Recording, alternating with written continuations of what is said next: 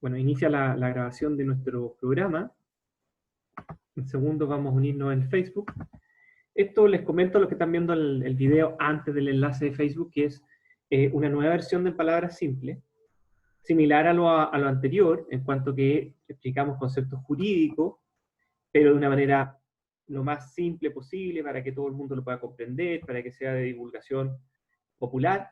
Y en este caso es un tema que para mí es quizás el más importante y por el cual muy probablemente perduré mis estudios jurídicos, estudiando Derecho, que es precisamente la Carta Fundamental, la Constitución.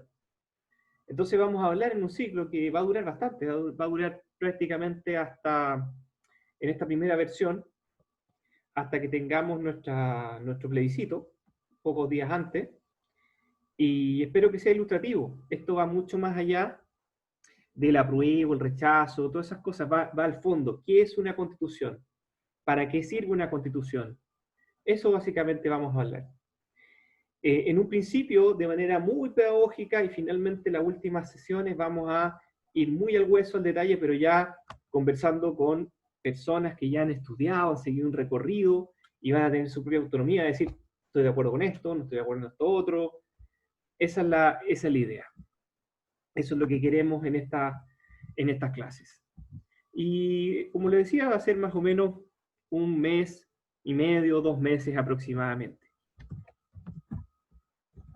Estoy ahora nominando la actividad en Facebook.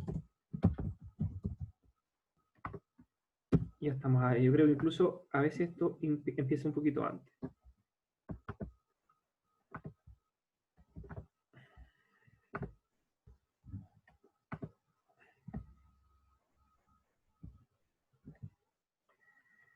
Bueno, muy buenas tardes a los que están recién comenzando a ver. Los que vean el video van a ver esta parte repetida. Este es nuevamente en palabras simples, términos legales, términos jurídicos, pero de una manera lo más amena posible para que usted lo pueda comprender y lo pueda aplicar en su vida cotidiana.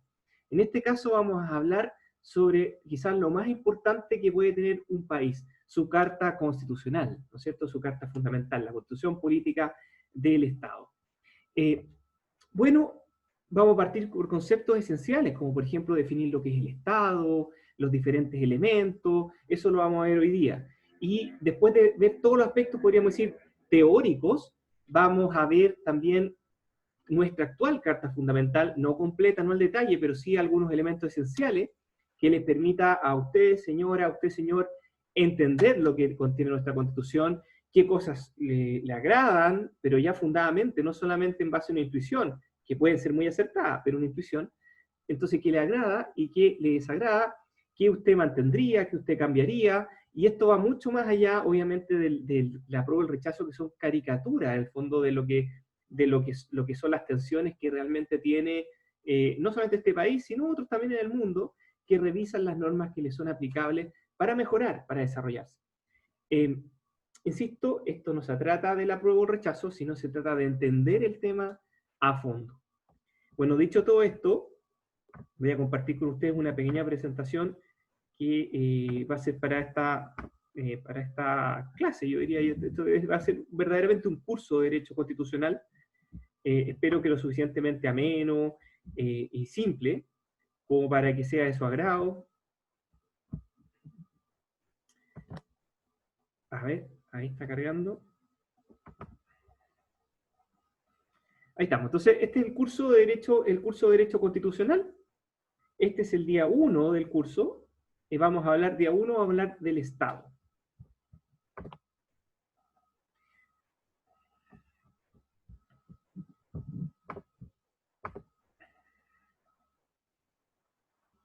Estoy instalando la copita. Ahí sí. Ya.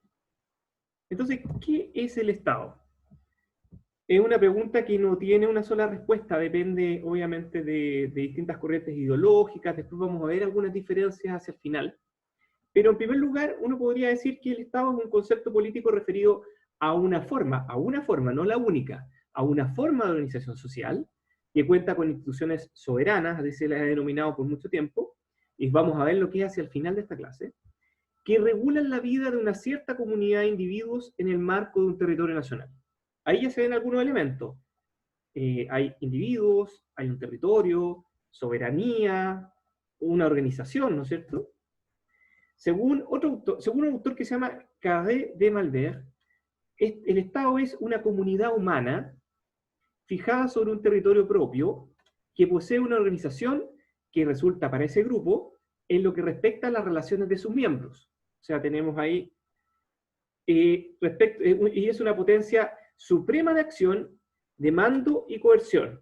Bueno, cuando habla de potencia suprema de acción, está haciendo alusión al poder, pero también a un tipo específico de poder, que es la soberanía. Entonces, uniendo ambos conceptos y tratando de sacar algunos elementos, algunas características que están en ambas definiciones, y sin escoger una por sobre la otra, podríamos llegar a 6 elementos, que algunos se parecen, vamos a eso también. Gobierno, que viene de kibernao, el que maneja la nao, el que maneja la nave, ¿no es cierto?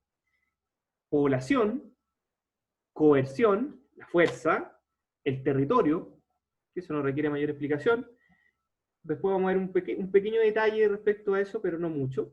El poder, también vamos a agregar unas pocas palabras, y la soberanía, que eso lo vamos a explicar en más detalle porque es un concepto relativamente nuevo para el que no es versado en ciencias políticas o derecho, la escuchaba, por supuesto, pero hay que especificar más en qué consiste eso. ¿Qué es el gobierno? Bueno, se puede distinguir el verbo gobernar del sustantivo gobierno, ¿no es cierto? Una cosa es la actividad de gobernar, esta actividad política que consiste en el ejercicio del poder,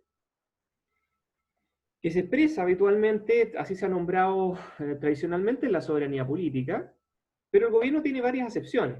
Por ejemplo, un sentido orgánico, o sea, los distintos órganos públicos. Eso lo podemos entender en un sentido amplio, y se puede hablar de gobierno incluso refiriéndose a los 3 poderes, al ejecutivo, al legislativo, al judicial, en general, en términos muy amplios, pero habitualmente no se usa así.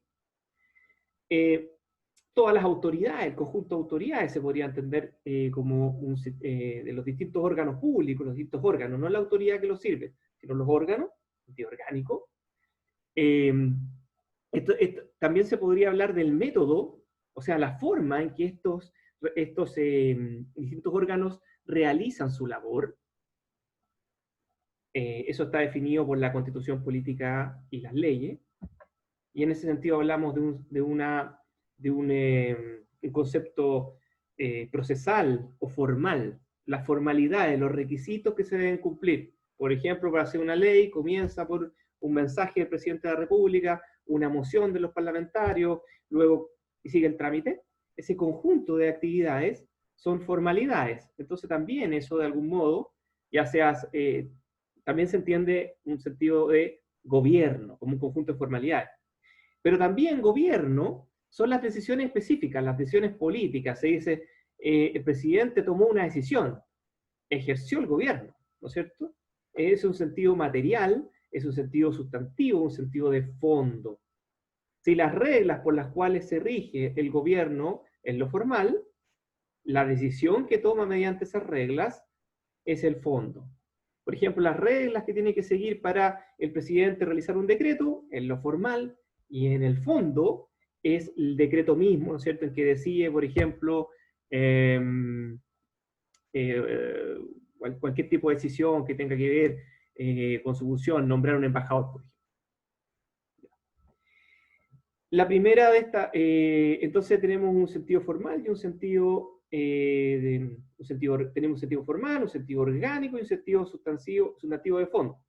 La primera de estas definiciones, sentido orgánico, es el elemento del Estado.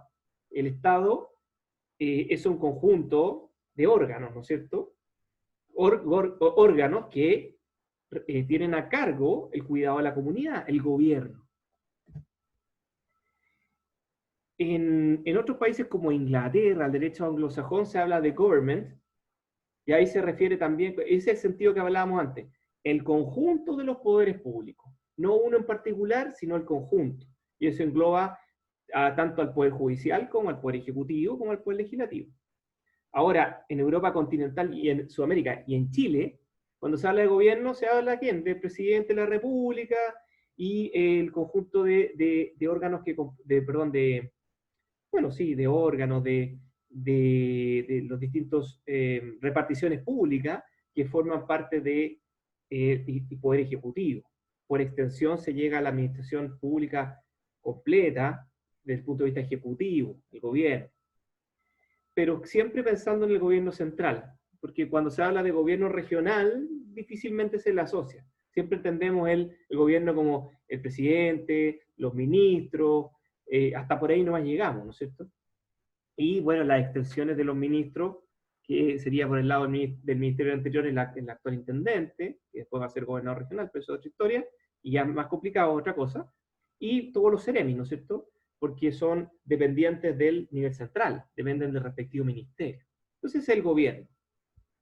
Entonces, el gobierno es el fenómeno del ejercicio del poder supremo del Estado en movimiento, en acción, de manera dinámica, porque no es estática, todo el tiempo, todos los días, ustedes van a cualquier repartición pública y firman papeles, firman papeles, firman papeles. Es dinámico, ¿no es cierto?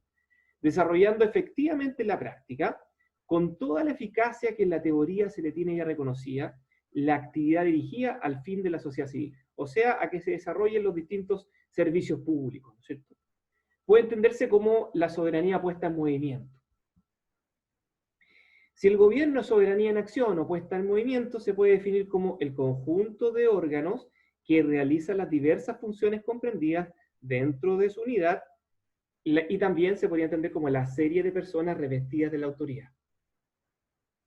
Por eso se habla, el presidente del gobierno, pero también la presidencia, ¿no es cierto?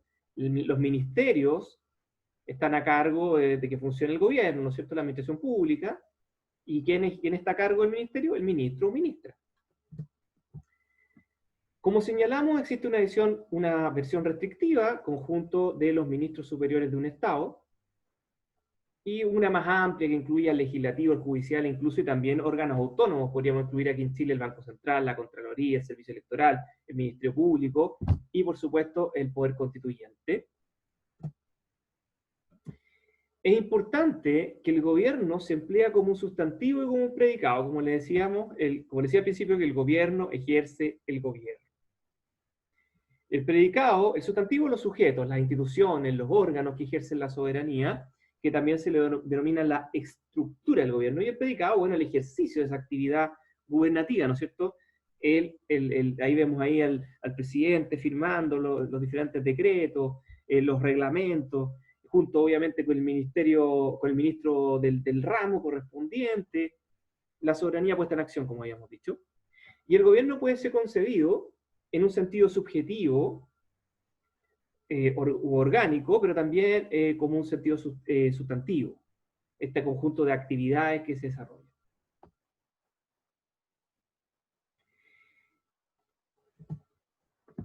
La población. Ya hablamos del primer elemento, el gobierno, que se puede entender como este conjunto de autoridades, se puede entender como este conjunto de poderes públicos, en un sentido estricto, solamente el Poder Ejecutivo, el presidente y los ministros, o lo podemos esto hacer más extensivo. Y el elemento del Estado, del gobierno, es esta estructura y quiénes lo sirven, quiénes son las diferentes autoridades. La población es el grupo, la agrupación de hombres y mujeres que está reunido en sus diversas etapas de vida, de la infancia a la vejez, personas que pueden ser nacionales, extranjeras, y además pueden ser reconocidos como ciudadanos, y en ese caso es cómo se distinguen, porque ejercen el derecho a sufragio. Por ejemplo, votar en un plebiscito, elegir autoridades, pero también poder ser elegido. Esas son las dimensiones. ¿Qué es una nación? Porque también está íntimamente relacionado con el concepto de población, ¿no es cierto? El concepto de nación tiene dos acepciones tradicionales. Se puede entender de dos maneras. El conjunto de personas de un mismo origen étnico, que comparten vínculos históricos, culturales, religiosos, etcétera, que tienen conciencia de pertenecer a un mismo pueblo o comunidad y generalmente hablan un mismo idioma y comparten un mismo territorio. Estamos hablando de, primero, un elemento subjetivo, un conjunto de personas, ¿no es cierto? Después hay una autoconciencia, que sienten que son parte de algo, porque tienen vínculos, ¿no es cierto? Dijimos histórico, cultural, religioso. Y de repente, o sea, lo que más comúnmente ocurre, comparten un idioma y un territorio. ¿Puede suceder que no compartan un territorio? Sí. Bueno, un ejemplo, tradicionalmente se utiliza el pueblo judío, pero también podríamos decir los gitanos, ¿no es cierto? También tienen tradiciones, autoconciencia, unas determinadas ideas, ¿no es cierto? Aunque no están todos los elementos, pero gran parte de ellos, pero no comparten un territorio, están en diferentes países, ¿no es cierto? Entonces ahí como que nos hace un poquito de ruido. Entonces podría haber naciones, naciones sin Estado, ¿no es cierto? Bueno, es una primera aproximación. Bueno, también se puede entender como una comunidad social con una organización política común, un territorio y órganos de gobierno propios, que es soberana e independiente políticamente de otras comunidades. Ahí, bueno, hay una asociación, la idea del Estado-nación, ¿no es cierto? El Estado como organización política que alberga una nación. Y la pregunta es si eso es así. La vamos a dejar pendiente por un momento. Pero siguiendo la primera teoría, cuando una nación territorial pasa a constituirse como Estado nacional, en alemán, no, ahí tengo problemas con eso, pero algo así como Nationalstat, moderno del sentido político, en que la población transfiere al Estado ese sentimiento de la comunidad política. Tiene un sentimiento político común. Esa es la idea que está detrás. El Estado, y eso es el fundamento del Estado moderno en sí mismo. Así más o menos comenzaron. Si pensamos en los orígenes que están en Europa, hay que recordar, en realidad porque yo sé esa palabra, si lo recuerdan bien, si no, no. Cuando estuvieron en el colegio, ¿se acuerdan ustedes que hubo un periodo de guerras religiosas en Europa, ¿no es cierto? Y que los protestantes con los católicos, la reforma, la contrarreforma, y después llegaron a un acuerdo de paz que se llamaba la Paz de Westfalia. Bueno, ahí comenzó esto más bien se cristalizó, terminó de afinarse esta primera etapa de la conformación del Estado moderno, porque ya no se reconocía una sola autoridad que era el emperador del Sacro Imperio Romano Germánico, sino que cada príncipe hacía más o menos lo que quería en su territorio, o prácticamente lo que quería, pues da para muchos detalles, se podría decir también que los señores feudales eran muy independientes, el rey no mandaba tanto, bueno, una serie bueno, se los dejo, se los planteo a ustedes verán esa parte histórica, pero lo que sí es importante es que ese príncipe hacía reglas uniformes para todo su territorio separado de los otros, y eso fue la conformación, una primera etapa del Estado moderno. Ahí comenzó. Y claro, ahí prácticamente, claro, sí, era el príncipe, hablaba un determinado idioma, tenía una determinada religión, y de ahí todos para abajo se regían por lo mismo, y el que no quería se tenía que ir para otra parte. Eso era básicamente. Se puede criticar esta teoría de la existencia de estados, porque existen estados con más de una nación. Voy a dar al tiro un ejemplo que sea más o menos puro, que no genere mayor polémica, ya que, como les digo, a mí me interesa que ustedes aprendan, se abran a aprender derecho constitucional y no indoctrinarles algo, no sé, entregarles una determinada visión particular. Eh, Suiza. Suiza tiene una parte alemana y que tiene una determinada tradición histórica, otra francesa que no siempre perteneció o no siempre tuvo vínculos con la otra. En algunas zonas sí, por supuesto las más limítrofes habían vínculos, y una parte italiana. También hay una parte con un idioma más tradicional, pero digamos básicamente tres naciones en un estado. De ahí viene la pregunta que uno podría emerger después. Si entre todas ellas también conforman una nación como una segunda capa, eso obviamente da para un análisis más sociológico y quedará quizás para otro momento. Entonces, los estados se caracterizan de esta visión tradicional porque hay un espíritu del pueblo, ¿no es cierto? Un determinado Volksgeist, el espíritu del pueblo, que es particular y una impronta particular, y los estados, digamos, transfieren estos sentimientos de la comunidad y la energía de los ciudadanos individuales que lo transforman en este concepto tradicional en un estado nacional.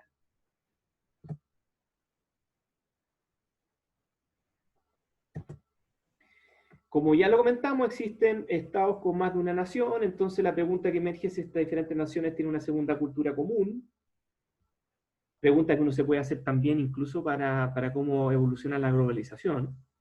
Son preguntas muy interesantes. Lo que pasa en lo pequeño también pasa en lo más grande, ¿no es cierto? Y al momento de hablar sobre una constitución y la formación de una forma nueva de convivencia, etcétera, es bueno instalarse con esa pregunta, pensar, ¿puede haber algunos espacios de autonomía y una segunda capa común, una segunda cultura común, por ejemplo, que nos permita enfrentar los problemas en conjunto, pero al mismo tiempo tener resguardadas la identidad y las particularidades? No le quiero poner más apellido a esto, solamente reflexión, para que no entremos con con nuestros prejuicios, con nuestra idea, simplemente veamos todo esto y tomemos lo que nos parezca bien y dejemos lo que no nos parezca.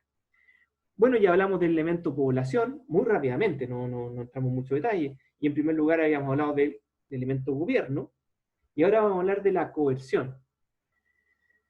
Podríamos decir que es una de las características más propias del Estado. De hecho, cuando Thomas Hobbes pensó en su idea de que el hombre, que era el lobo del hombre, la vida era muy peligrosa, entonces los hombres tenían que renunciar, cuando digo los hombres era la forma que se hablaba en la época, los hombres y las mujeres, tenían que renunciar a su libertad para entregársela a un ente superior, o a un rey, lo que sea, para que me defienda, para que nos defienda de esta vida tan incierta, donde hay ladrones, estamos pensando 1600 y tanto, ladrones, vándalos,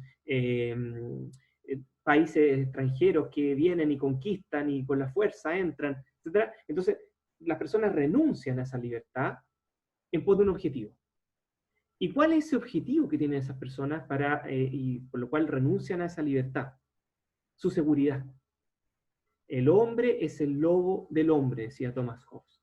Entonces, podríamos decir de esta perspectiva, y que quedó marcada a fuego, al punto que las relaciones internacionales eran vistas en la época como que estaban todos los reyes con una espada detrás, viendo a quién degollar, o sea, unos contra otros en una batalla competitiva, una competencia, y lo mismo pasaba al interior, la vida era muy violenta. Alguien me podría decir que eso no ha cambiado demasiado. Bueno, los estados o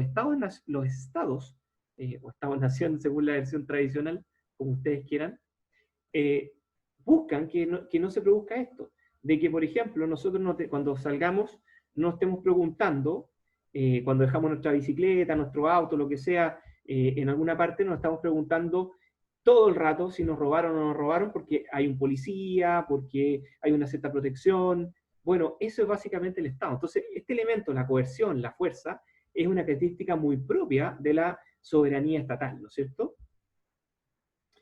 Tiene la finalidad que de su uso ante la amenaza territorial a sus nacionales o sus recursos por parte de una potencia extranjera, por ejemplo, un acto de agresión, un acto de guerra, pensándolo no solamente en la dimensión de lo local, sino también en lo internacional. Pero, como decíamos, también es para resguardar la seguridad interior del Estado, que se traduce en labores de las policías, que ejecutan las órdenes del Poder Ejecutivo y de los tribunales de justicia. Y todo eso, obviamente, de acuerdo a respetando la Constitución y las leyes, el principio de legalidad, que veremos clases más adelante. También pueden actuar ante la comisión de un delito flagrante las personas, obviamente defendiéndose, pero también eso está regulado en la legal. Por supuesto que también, y eso se llama legítima defensa y tiene determinados requisitos, ¿no es cierto? Y eso es muy actual, evidentemente, también. Y podríamos decir que este elemento de la coerción, la fuerza, como decía, fue muy importante en la época de constitución de nuestro país, nuestra patria. De hecho, aquí voy a leer un texto de un profesor que tuve, el profesor Alberto Van Claveren, un notable profesor que además representó a Chile en el juicio contra Perú, que estuvimos en La Haya, ¿no es cierto? Y él escribió esto. Esta etapa en la que se constituyó el Estado, se forjó la identidad nacional y se consolidó el territorio nacional y estuvo marcada por las reglas del sistema internacional de la época. Se trató de un periodo que podría identificarse como hobbesiano, en el que los grupos gobernantes concebían la escena internacional como un espacio de competencia y la lucha por la sobrevivencia, la ganancia de un Estado era vista como la pérdida de otro. Los conflictos podían incluir el uso de la fuerza como última ratio para dirimirlos, las guerras estaban permitidas, los estados luchaban por la hegemonía en los ámbitos que creían les correspondía, las relaciones entre estos eran vistos en términos de alianzas y contra alianzas, de rivales y de aliados en un juego de suma cero. O sea, si uno gana, el otro pierde, y se acaba todo.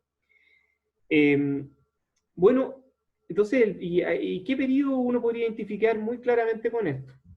Bueno, obviamente la Guerra del Pacífico, que fue la época en que se terminó de consolidar más o menos el espacio nacional que ahora habitamos, la Guerra del Pacífico. Y también esa guerra ayudó mucho a la identidad nacional. ¿Por qué? Porque hicimos un esfuerzo bélico, un esfuerzo de guerra, todos en función de un objetivo, y de alguna manera u otra eso ayudó a la consolidación del sentimiento nacional, etc. De mala manera, sí, por supuesto, pero esa es la historia, así está escrita. Bueno, en el texto citado, hay un comentario posterior, sin lugar a dudas, la coerción estatal como una vía legítima habitual de desarrollar la política exterior de los estados. O sea, la guerra era la política por otros medios.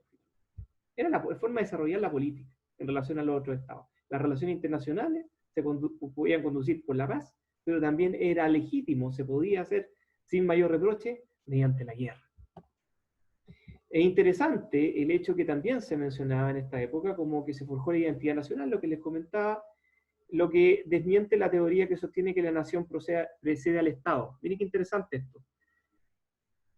La nación chilena, a mi juicio, y según algunos autores, no se había forjado completamente. Y nace el Estado chileno y se forja la nación chilena en medio de este esfuerzo bélico. Bueno, aquí, ¿qué más escribí? Bueno, ya que puede ser, como en el caso chileno, que el Estado es el que permite la conformación de la nación, la que justamente nace con la expansión territorial chilena obtenida mediante la conquista bélica. Una forma horrible de consolidar, obviamente, una identidad y un territorio, etcétera, pero vamos, es lo que ocurrió. Y también podemos hacer otro tipo de análisis, pero eso no lo quiero hacer con respecto a lo que ocurrió en el sur de Chile, porque eso creo que es más polémico y creo que cada uno puede sacar sus conclusiones. En la actualidad, la fuerza no es reconocida como un medio para adquirir territorio. Eso es muy importante, y eso está definido en la Carta de las Naciones Unidas, en el artículo 2.4, y después se puede relacionar también con el derecho a la legítima defensa, que también está regulado. 2.4, los miembros de la organización, se refiere a la ONU, en las relaciones internacionales se abstendrán de recurrir a la amenaza o el uso de la fuerza contra la integridad territorial o la independencia política de cualquier Estado, o en cualquier otra forma incompatible con los propósitos de las Naciones Unidas. Ya ahí prohíbe la guerra bajo cualquier aspecto y la amenaza también del uso de la fuerza. No solamente el uso de la fuerza, sino también la amenaza. Y no solamente para arrebatar el territorio de otro, sino también de un modo u otro coartarle su independencia. Y el artículo 51 dice, ninguna disposición de esta carta, se refiere a la Carta de las Naciones Unidas, menoscabará el derecho inmanente de la legítima defensa, individual o colectiva, en caso de ataque armado contra un miembro de las Naciones Unidas, hasta que el Consejo de Seguridad haya tomado las medidas necesarias para mantener la paz y la seguridad internacionales. Bueno, no voy a seguir leyendo ese texto, pero lo importante es que sí, los estados se pueden defender por sí mismos o pueden ayudar a otros, la legítima defensa colectiva. No sé si se acuerdan el caso de el TIAR. El TIAR se reunió para sancionar a Venezuela, ¿no es cierto? Ese fue un esfuerzo colectivo de todos los estados que pertenecen al TIAR y que de algún modo u otro tomaron medidas en conjunto para efectivamente defender a, en ese caso, los ciudadanos venezolanos. El territorio. Entonces ya hablamos del elemento gobierno, hablamos del gobierno, elemento población, hablamos de la coerción y ahora el territorio. Bueno, básicamente el territorio es un concepto geográfico, ¿no es cierto? La tierra, el mar, el aire, de un determinado espacio donde está el Estado, ¿no es cierto? La noción de un Estado requiere de un terreno para vivir, desplazarse, realizar actividades de desarrollo. El territorio guarda riquezas relevantes para el desarrollo de la nación también, ¿no es cierto? Entonces, el espacio terrestre, en primer lugar, comprende el suelo y el subsuelo. El suelo constituye el territorio firme del Estado, encerrado dentro de sus territorios límites o fronteras, y el subsuelo abarca el suelo hacia el centro de la Tierra, y además el espacio terrestre comprende las islas y aguas nacionales o internas. El espacio marítimo. Ahí hay varias distinciones para efectuar. En primer lugar está el mar territorial, que corresponde a las primeras 12 millas. Después está la zona contigua, que ya corresponde a las 24 millas marinas. Y la zona económica exclusiva o mar patrimonial, que son las 200 millas marinas, pero ahí ya no se ejerce lo que se conoce como una plena soberanía, sino solamente en ese caso es la facultad para explotar las riquezas, tanto renovables como no renovables, y la conservación, ¿no es cierto? La mantención, administración de ese suelo, ese subsuelo, de esas 200 millas. Y también hay un espacio aéreo que comprende todo lo que está por sobre lo que acabo de decir, por sobre el mar, por sobre la tierra, del territorio nacional. Hasta la estratosfera, porque el espacio exterior no pertenece a nadie, está fuera del planeta. Otro elemento más, entonces ya hablamos de que en primer lugar, el gobierno, hablamos de la población, la coerción, el territorio, y ahora vamos a hablar del poder. El poder tiene varias acepciones, vamos a tratar de recoger aquí las principales. El poder, según el autor Max Weber, es la probabilidad de imponer o ejercer la propia voluntad en una relación social o política contra toda resistencia y cualquiera sea el fundamento de dicha probabilidad. Esto lo podríamos resumir con sí porque sí. Lo quiero hacer, lo hago. Eso implicaría esta definición del poder. También se podrían ver otros elementos, por ejemplo, la capacidad de resolver conflictos, dice relación con el poder del actor. Si lo vemos así como el poder entendido como capacidades, recursos, capacidad para movilizarlo, como la estatura estratégica de los actores, la fuerza que tienen, por así decirlo, los recursos, y cómo los pueden mover, también estamos hablando del poder. También la capacidad de imponer un punto en la agenda o que no sea parte de esta. Ustedes no sé si se han dado cuenta que hay personas que logran, personas o grupos, etcétera, que estamos hablando de un tema y de repente estamos hablando de otro, porque esa persona lo quiso, porque de alguna manera logró captar la legitimidad en ese momento y logró imponer en la agenda algo. Bueno, eso es poder. Lo mismo hacer que, bueno, estamos todos hablando, no sé, por decirles algo, estamos hablando todos del plebiscito, por ejemplo, y empezamos a hablar de otro tema porque alguna persona lo levantó. Bueno, eso también es una muestra de poder. Recuerden que, os les menciono, que el poder no solamente se entiende como capacidades económicas o materiales o fuerza, sino también lo que se llama el poder blando, o sea, la capacidad de convencer, persuadir por diversos medios que podríamos decir que no implican el uso de la fuerza. El poder como relación, también hay que entender que es un poder, es una relación, unos sobre otros. Para que haya poder tiene que haber por lo menos dos personas, ¿no es cierto? Uno que manda y otro que obedece. El poder se puede entender como una acumulación también, acumulación de bienes, pero también redes, conocimiento, espaldas para actuar en el sentido más amplio. Según Oriol, el poder es una libre energía que gracias a su superioridad asume la empresa del gobierno de un grupo humano por medio de la creación constante del orden y del derecho. Por supuesto que el Estado es el actor más importante, a pesar de que algunos dicen, bueno, que los empresarios o las empresas, y sobre todo en el ámbito internacional, las grandes empresas, pero aún así, los que determinan cuáles son las leyes que se aplican en los respectivos territorios son los respectivos estados, y todavía el presidente de Estados Unidos o el presidente de China, y en Chile obviamente el presidente de Chile, son los que tienen más poder en respectivo estado, y en relación al concepto internacional, obviamente las potencias, que es otro tema que no vamos a hablar hoy día porque es de relaciones internacionales, tienen más importancia que empresas, aunque sean muy grandes, aunque sean multinacionales, pero sigue siendo lo más importante a nivel internacional los estados. No digo que no tengan importancia los otros actores, pero todavía lo más importante son los estados. Dice Bourdieu que se puede observar en toda sociedad una evolución del poder según la fase de duración extremadamente variable, pero en las que aparece sucesivamente el poder anónimo, Eso significa que simplemente no hay una persona en particular que tenga el poder, nadie lo sabe muy bien, hay una competencia nada más. Después está el poder individualizado, una persona que dice, este manda, el rey, ¿no es cierto? Y sobre todo pensando en las etapas más primigenias, en que no había tanto una estructura, ¿no es cierto? Ni siquiera estaba configurado el Estado, estaban los señores feudales, era muy líquido todo muy cambiante. Bueno, poder individualizado, ¿no es cierto? Después está el poder institucionalizado, que ya puede ser como el Estado moderno, en que el poder está establecido en una determinada norma que dice que, por ejemplo, hay un presidente de la República que tiene tales facultades, un Congreso con tales facultades. Ese es un poder institucionalizado.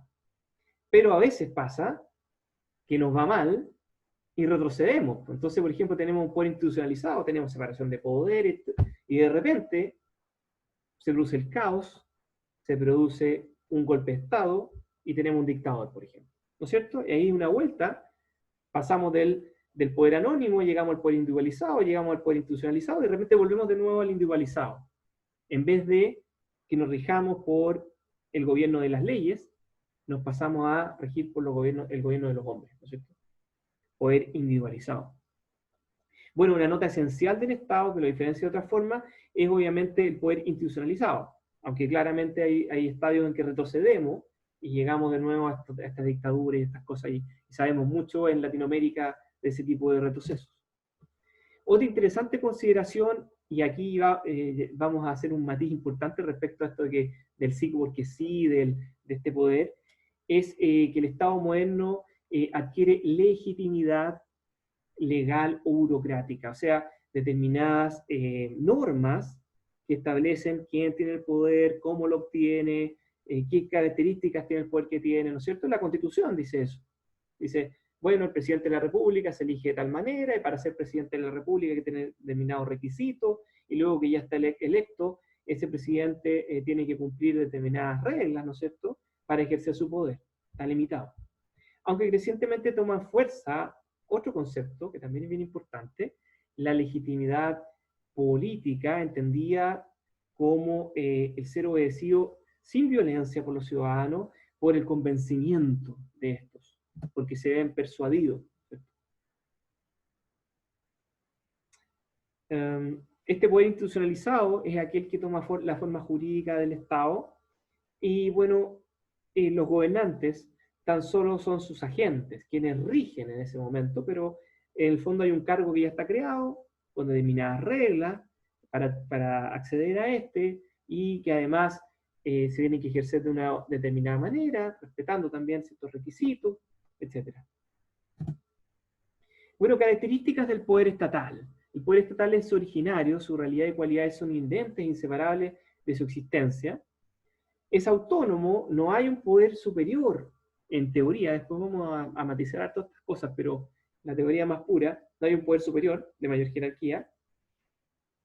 Y obviamente el Estado es independiente de otros poderes, porque evidentemente es un Estado independiente, no depende de otro poder estatal. Coactivo, o sea, tiene el monopolio de la fuerza, las policías, los ejércitos, todo eso. Centralizado, porque tiene, y sobre todo en la idea primigenia, un solo centro de impulsión política, un lugar donde mandan, donde se toman las decisiones. En el caso chileno, eso lo identificaríamos claramente con Santiago de Chile, ¿no es cierto? Y somos amables, lo extendemos hacia el Congreso en Valparaíso como una isla ahí. Y está delimitado territorialmente, porque rigen el territorio del Estado y a los habitantes de este, ¿no es cierto? La soberanía es muy parecido, de hecho por eso lo uní, digo dos conceptos separados, pero el poder estatal es la soberanía, finalmente. Se dice que la soberanía es una nota distintiva del Estado, claro, evidentemente los que tienen soberanía son los Estados. Otras formas de organización política la tenían de manera más imperfecta. Por ejemplo, esa relación que había entre los señores feudales y los reyes, no era, de hecho, siempre se dice que con todo el poder que se suponía que tenía el Luis XIV, el Rey Sol, si hubiese querido tener el Rey Sol el poder que tiene ahora un presidente de la República, por ejemplo, en Chile. Las facultades que tiene, la forma que la estructura estatal llega a todas partes, en ese tiempo no era así. no solamente por las tecnologías, sino también por el entramado de la estructura de la época. A pesar de que era un Estado absolutista, la estructura estatal moderna es incomparable en cuanto a la maquinaria y la facultad de someter a las mismas reglas a todos los que están en un determinado país. Y lo otro que es interesante es que la soberanía establece obviamente la independencia política, que los estados son independientes, y también la despersonalización del poder en este concepto. O sea, aquí no es que, como el tiempo de los reyes, que el soberano era prácticamente como dueño del país, ¿no es cierto? En algunos casos literalmente lo era, soberano. Aquí no, es la soberanía como una característica del Estado. Se despersonaliza, se separa de un individuo común, perdón, de un individuo concreto, porque un día es un presidente, otro día va a ser otro, y tiene además limitadas sus facultades, etc. La soberanía, como decíamos, tiene dos caras, una interna y una externa. La interna es poder gobernar dentro de la frontera, ¿no es cierto? Más o menos el concepto puro, de cualquier manera, sin ningún tipo de limitación. Después vamos a ver más adelante que sí las hay, pero dejémoslo por ahora como si sin ninguna limitación puede ejercer el poder en lo interno. Y respecto a lo externo, bueno, se relaciona de igual a igual con todos los otros estados que también son soberanos, ¿no es cierto? Y también con los organismos internacionales. Ahora veamos algo, prácticamente ya para finalizar, algo más político, pero se entiende desde este punto de vista también teórico, explicando las diversas concepciones moderadas. Voy a explicar las moderadas. Voy a leer primero un texto y voy a hacer algunos comentarios al respecto. En el liberalismo, el Estado se considera como servidor de la sociedad, el mismo se controla rigurosamente y se somete a un sistema de normas jurídicas. Lo importante es que su condición de Estado, contundencia del poder y manifestación de su fuerza, no sea un riesgo para la vida ciudadana. De ahí que se le responsabilice de salvaguardar las libertades civiles y políticas. Por ello, es un Estado que se funda, en palabras de Kant, según los principios de la libertad de los miembros de una comunidad. Puede decirse que el derecho público que rige la acción del Estado se despolitiza y se desestatiza, dado que no son su finalidad ni su contenido, sino un modo y un carácter de su realización. Tiene vigencia el Estado de Derecho cuando no pueden intentarse injerencias en la esfera de la libertad individual, sino con base en una ley. Por lo tanto, solo aquel Estado cuya administración esté dominada por la reserva y la preeminencia de la ley. Solo hay Estado de Derecho cuando la división y la distinción de poderes contiene el principio básico de esta general mesurabilidad de todas las manifestaciones del poder estatal. Aquí lo que se habla es de que se garantiza la libertad de los individuos, un Estado al servicio de la comunidad, ¿no es cierto?, para no poner en riesgo justamente esa libertad. Y cuando hay una restricción a esa libertad en función de la comunidad, se tiene que hacer mediante la ley, y no de una manera desproporcionada, porque no puede aplacar, terminar con esa libertad. Este es un primer concepto, una primera forma de cómo se puede entender el Estado de la perspectiva del liberalismo. Obviamente esto daba mucho más análisis, pero es como un cierre solamente de este concepto de Estado, los diferentes elementos que lo constituyen. Ahora, una segunda visión. Resulta altamente interesante la versión del estado de bienestar habilitante desarrollada por el pragmatismo institucional. Conforme a este enfoque, la provisión de servicios públicos crecientemente debe ser personalizada y ajustada a las diferentes e individuales necesidades de usuarios y clientes. En tal perspectiva, se propende a la exploración creativa de condiciones institucionales y organizacionales que propicien la convergencia entre sendos procesos de aprendizaje institucional. La mejora continua de los servicios públicos y la participación es clave del experimentalismo democrático. Asimismo, el estado de bienestar habilitante ha de contar con dispositivos institucionales que logren logren que los actores compartan sus respectivos conocimientos, especialmente al tratarse de problemas compartidos más ampliamente. A este respecto, las innovaciones organizacionales de empresas postfordistas, tales como Toyota, serían ilustrativas de formas de aprendizaje sustentadas en experimentaciones institucionales. Bueno, esta segunda mirada es una mirada, podríamos denominar, socialdemócrata. Una socialdemocracia implica que el Estado, más allá de preocuparse de las libertades individuales, el hacer que el individuo ejerza la mayor cantidad de sus libertades, ¿no es cierto?, sin mayor restricción, y esté asegurada, obviamente, su integridad psíquica, física, su seguridad, su libertad de expresión, etc. Pero más allá de eso, esta visión del estado de bienestar, que está asociada a la socialdemocracia, busca que el Estado entregue una serie de servicios a las personas, y en este caso, una visión bastante más moderna de la socialdemocracia se enfoca en que somos diferentes y tenemos estas diferencias individuales, requieren distintos tipos de servicios. Esta sería una segunda versión de cómo se entiende el Estado desde la perspectiva, en este caso, socialdemócrata. Primera liberal, socialdemócrata. Como pueden ver, también hay algunos puntos de contacto. Se puede llegar ahí a un buen diálogo también.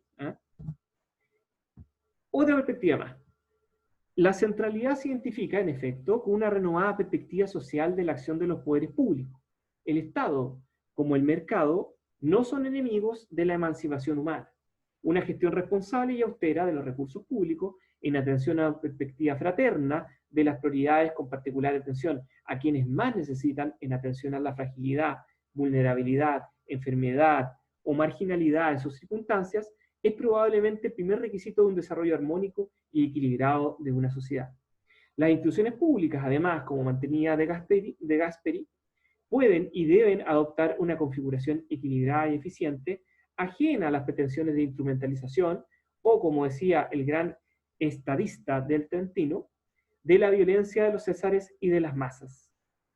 O sea, la violencia de tanto los gobernantes como las pretensiones de repente desaforadas de las masas desordenadas, de la gente vociferante, podríamos decir. El estallido, tanto el gobernante, podríamos decir, sentado en su trono ahí, como el estallido popular sin control, ambas cosas, según esta visión, son complejas. Para establecer y consolidar una legalidad fundamentada sobre valores éticos. En democracia, la legitimidad política descansa sobre las instituciones en donde se encuentra representada la soberanía del pueblo, que somos. Toda instancia económica, profesional o social ajena a este gigantesco depósito de legitimidad política, una legitimidad sin duda perfectible, porque la democracia, como decía Aldo Moro, está por definición incompleta. Pero la legitimidad, que no tiene parangón en la historia, merece sin duda respeto y forma parte necesaria de la diversidad consustancial a las sociedades contemporáneas. Pues las decisiones políticas las adopta el pueblo a través de sus representantes democráticamente elegidos en procesos que garanticen la libre e igual competencia entre propuestas y actores de naturaleza política. Bueno, esta tercera dimensión, que no parece tan alejada de las anteriores tampoco, pero esta visión es más bien la social cristiana. Entonces tenemos por un lado lo que vimos una visión liberal, que hace un énfasis en las libertades individuales, la socialdemocracia, que hace un énfasis en las prestaciones que el Estado puede hacer al individuo, y este mundo social cristiano que hace un énfasis en la fragilidad, en el vulnerable, en el que tiene menos, ¿no es cierto? Y busca de algún modo u otro resguardar también y aquí se une mucho con el concepto liberal, la libertad individual de las personas y su desarrollo, pero más fuertemente aquí toma el concepto de comunidad. Entonces, bueno, esas son tres perspectivas distintas, y les dejo algunas preguntas, pero esto no lo voy a resolver acá, solamente les voy a dejar las preguntas. A su juicio, ¿se aplican estas ideas en nuestro sistema jurídico, en nuestro país, digamos en general? ¿Es Chile un país que experimenta cambios en la materia? Segunda pregunta. Y tercera pregunta, y todas estas, por favor, me las comentan en el muro si quieren, y yo les voy a escribir, o la próxima semana las comentamos, les respondo en vivo. Bueno, tercera pregunta, ¿cree que las ideas del autor en comento, de cualquiera de los autores que hagamos decir, no son aplicables en nuestro país? Por el contrario, podría ser.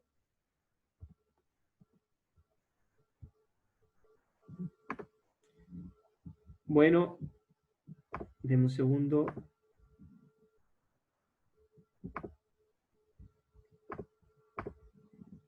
Estoy tratando de ver la pantalla. Está compartiendo.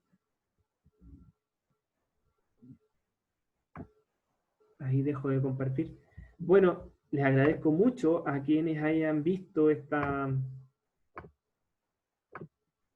sesión, esta primera etapa, esta primera clase, si quiere, del curso de Derecho Constitucional. Espero que les haya parecido de provecho. Pueden recurrir a ella después en la grabación, ya sea la que voy a subir a YouTube o YouTube, o la que va a quedar acá, etcétera. Bueno, eso les quería comentar, les agradezco mucho, un fuerte abrazo, que tengan una muy buena semana. Mañana voy a estar en la página de Shoma Israel hablando sobre otras interesantes materias. Eso va a ser a las 20 horas.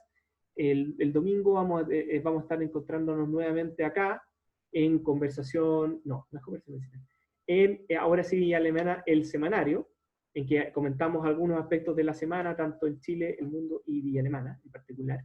Y a las 19 horas vamos a estar en conversación vecinal con una o un interesante invitado con algún vínculo local con Villa Alemana. Generalmente son personas de Villa Alemana o que trabajan o que están haciendo un servicio a la comunidad en nuestra comuna. Un fuerte abrazo, que estén muy bien y nos vemos en estas próximas citas y obviamente cada viernes comentando un nuevo aspecto de este hermoso derecho constitucional que nos permite entender los cambios que se nos vienen.